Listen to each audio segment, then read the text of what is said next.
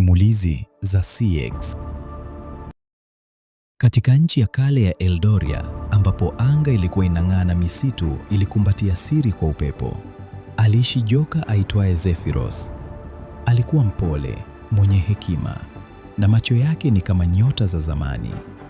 Zephyros alipenda kusikiliza sauti za msitu. Aliwalinda wanyama na mara nyingi aliwasaidia waliopotea njia. Lakini licha ya moyo wake mwema, watu walimwogopa. Kila alipokaribia kijiji, watu walifunga milango. Watoto walifichwa ndani ya nyumba. Zephyros alijiuliza, kwa nini wananiogopa ilhali sitaki kuwaumiza? Siku moja, mtoto mdogo aitwaye Amani hakukimbia. Alisimama akimtazama Zephyros machoni.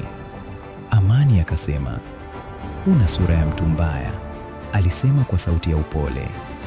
Ghafla, moto mdogo ulianza kuwaka msituni. Watu waliogopa huku wakijifungia ndani. Amani alikimbia kuelekea kwenye moto na kuchukua ndoo ya maji. Alianza kumwaga, lakini moto ulizidi kuwa mkubwa. Zephyros alimwendea karibu yake na kumsaidia kuzima moto ule uliokuwa tayari umekuwa mkubwa. Alitumia pumzi yake ya upepo kupuliza kwa nguvu zake zote mpaka moto ukazima. Zephyros alidondoka chini akiwa ameishiwa nguvu. Kijana Amani alianza kulia akimwita Zephyros. Wananchi walitoka wote nje na kuanza kumlilia Zephyros amke. Mara Zephyros aliamka akiwa na maumivu makali na uchovu mkubwa, kwani alitumia nguvu kubwa sana.